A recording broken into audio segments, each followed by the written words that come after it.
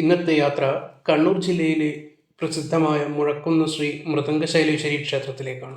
കൂത്തുപറമ്പിൽ നിന്നും ഏകദേശം 40 കിലോമീറ്റർ ദൂരെയാണ് മുഴക്കുന്ന് ശ്രീ മൃദംഗശൈലേശ്വരി ക്ഷേത്രം. ഈ ക്ഷേത്രത്തെക്കുറിച്ച് പറയുന്നതിന് മുൻപ് ഈ സ്ഥലത്തിന് എങ്ങനെ ഈ പേര് വന്നു എന്നതിനെക്കുറിച്ച് ആദ്യം പറയുന്നതായിരിക്കും കുറച്ചും കൂടി നല്ലത്. ദേവവാദ്യമായും വാദ്യങ്ങളുടെ മാതാവായും പുകൾപെറ്റ മിഴാവ് ദേവലോകത്ത് നിന്നും പിറന്നു വീണ ശൈലമാണ് മൃദംഗശൈലം എന്നാണ് അറിയപ്പെടുന്നത്. പുരാണ കാലത്ത് മിഴാവ് ഉണ്ടാക്കിയിരുന്നത് മണ്ണ് കൊണ്ടാണ്. മൃത്ത് അഥവാ മണ്ണ് കൊണ്ട് ഉള്ള അംഗം എന്ന അർത്ഥത്തിലാണ് മിഴാവിനെ മൃദംഗം എന്ന് വിളിക്കുന്നത്. ഈ മൃദംഗശൈലത്തിൽ മിഴാവ് രൂപത്തിൽ സാക്ഷാൽ ആദിപരാശക്തി സ്വയംഭൂവായി ഉയർന്നു വരികയും ആ ചൈതന്യത്തെ പരശുരാമൻ ആവാഹിച്ച് പ്രതിഷ്ഠ നടത്തിയ ക്ഷേത്രമാണ് മൃദംഗശൈലേശ്വരി ക്ഷേത്രം എന്നാണ് ഐതിഹ്യം. ലോകത്ത് വാദ്യരൂപിണിയായ ദേവി പ്രതിഷ്ഠയുള്ള ഏക ക്ഷേത്രമാണ് മൃദംഗശൈലേശ്വരി ക്ഷേത്രം. പ്രധാന ശ്രീകോവിലിൻ്റെ മുന്നിൽ തെക്ക് കിഴക്കേ ഭാഗത്തുള്ള മിഴാവിൽ ഭഗവതി ദേവി മിഴാവ് രൂപത്തിൽ സ്വയംഭൂവായി കുടികൊള്ളുന്ന സ്ഥാനമാണ്. സംഗീതം ഈശ്വരിയാണ് എന്ന സങ്കല്പത്തിൻ്റെ പ്രത്യക്ഷ രൂപമാണ് മിഴാവിൽ ഭഗവതി.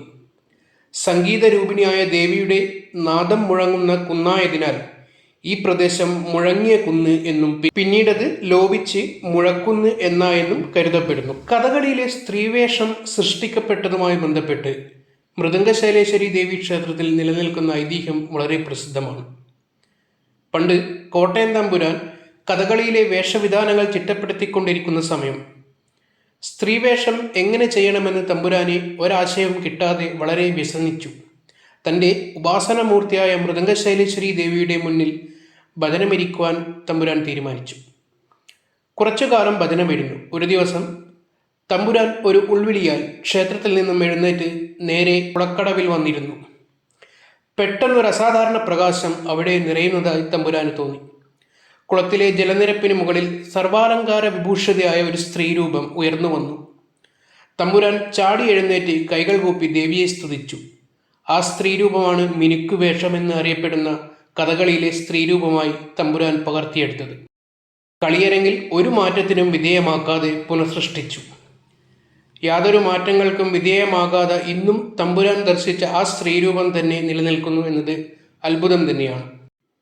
ഈ ക്ഷേത്രത്തെക്കുറിച്ച് പറയുകയാണെങ്കിൽ കോട്ടയം രാജവംശത്തിൻ്റെ ആസ്ഥാന ക്ഷേത്രമാണ് മൃദംഗശൈലേശ്വരി ക്ഷേത്രം. 1805 പഴശ്ശി തമ്പുരാൻ രക്തസാക്ഷിത്വം വരിച്ച ശേഷം കോട്ടയം രാജവംശത്തിൻ്റെ പടിഞ്ഞാറേ കോവിലകം ബ്രിട്ടീഷുകാർ ഇടിച്ചു നിരത്തുകയും അതിനു മുകളിലൂടെ റോഡ് പണിയുകയും ചെയ്തു. മൃദംഗശൈലേശ്വരി ക്ഷേത്രവുമായി ബന്ധപ്പെട്ട് ഡോക്ടർ അലക്സാണ്ടർ ജേക്കബ് IPSന്റെ വെളിപ്പെടുത്തലുകൾ വളരെ അത്ഭുതപ്പെടുത്തുന്നതാണ്. ഈ ക്ഷേത്രത്തിൽ സ്ഥാപിതമായ പഞ്ചലോക വിഗ്രഹം 3 തവണ കളവ് പോയിരുന്നു. അതിനെപ്പറ്റി അദ്ദേഹം പറഞ്ഞത് 1980 ആദ്യത്തെ തവണ വിഗ്രഹം മോഷ്ടിച്ച് ക്ഷേത്രത്തിൽ നിന്ന് 300 മീറ്റർ വരെ മാത്രമേ മോഷ്ടാക്കൾക്ക് കൊണ്ടുപോകുവാൻ സാധിച്ചുള്ളൂ. രണ്ടാമത്തെ തവണ 1983 ഏപ്രിൽ 23 വിഗ്രഹം മോഷ്ടിക്കപ്പെടുകയും പാലക്കാട് വരെ എത്തിച്ചു. എന്നാൽ പാലക്കാട് ബസ് സ്റ്റാൻഡിനരികിലെ റോഡ് സൈഡിൽ ചാക്കിൽ കെട്ടിയ നിലയിൽ വിഗ്രഹം കണ്ടെത്തുകയായിരുന്നു. വിഗ്രഹത്തോടൊപ്പം കള്ളന്മാർ ഒരു കുറിപ്പ് എഴുതി വെച്ചിരുന്നു.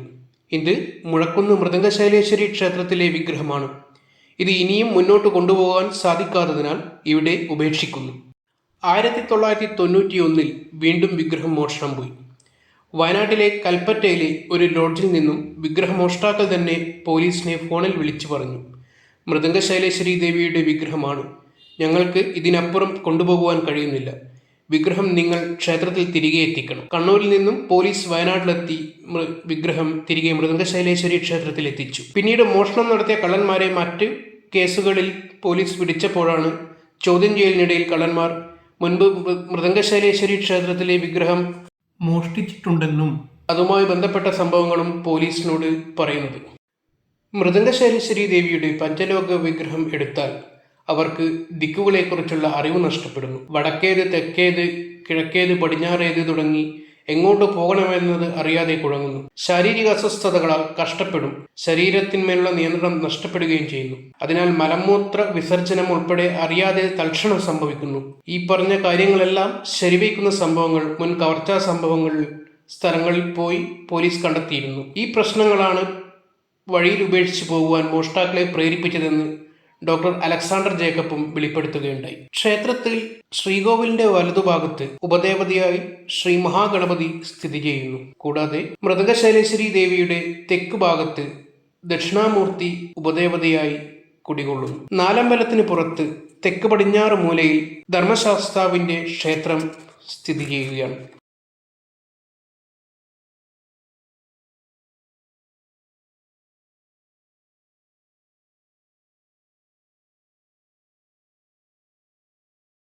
ചില ക്ഷേത്രങ്ങളിൽ നാഗപ്രതിഷ്ഠ ചുറ്റുമതിലിനുള്ളിൽ തന്നെയാണ്.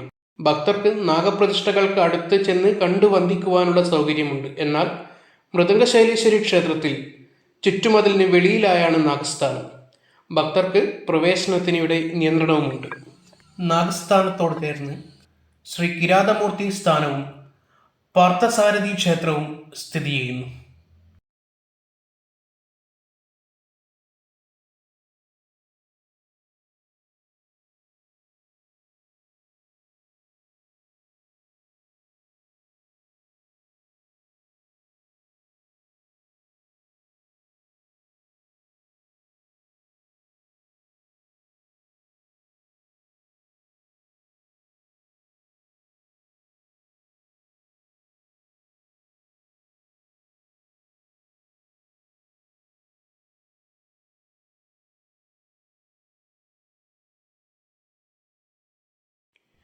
മൃദംഗശൈലേശ്വരി ക്ഷേത്രത്തിലെ ഗുഹാക്ഷേത്രം വളരെ പ്രസിദ്ധമാണ്. ഐതിഹ്യപ്രകാരം ആ ഗുഹാക്ഷേത്രത്തിൽ പരശുരാമ പ്രതിഷ്ഠിതമായ ശ്രീപോർക്കലിയുടെ വിഗ്രഹം ഉണ്ടായിരുന്നു. പിൽക്കാലത്ത് ഇവിടെ മണ്ണിടിഞ്ഞു വീണ് ആ വിഗ്രഹം കാണാനാകാത്ത അവസ്ഥയിലായിരുന്നു. ഇപ്പോൾ അതിൻ്റെ പുനരുദ്ധാരണം നടക്കുകയാണ്.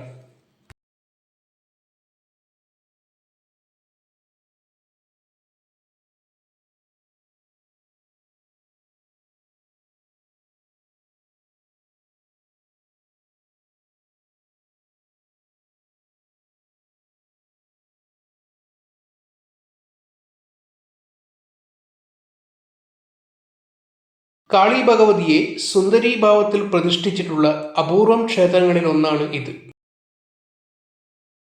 മൃദംഗശൈലേശ്വരി ക്ഷേത്രത്തിൽ നെയ്വിളക്ക് കത്തിച്ച് ദേവിയുടെ മുന്നിൽ മനസ്സറിഞ്ഞ് പ്രാർത്ഥിക്കുന്ന ഭക്തന്മാർക്ക് അസാധ്യ കാര്യങ്ങൾ വരെ സാധിച്ചു കൊടുക്കുന്നുവെന്നാണ് പറയുന്നത്.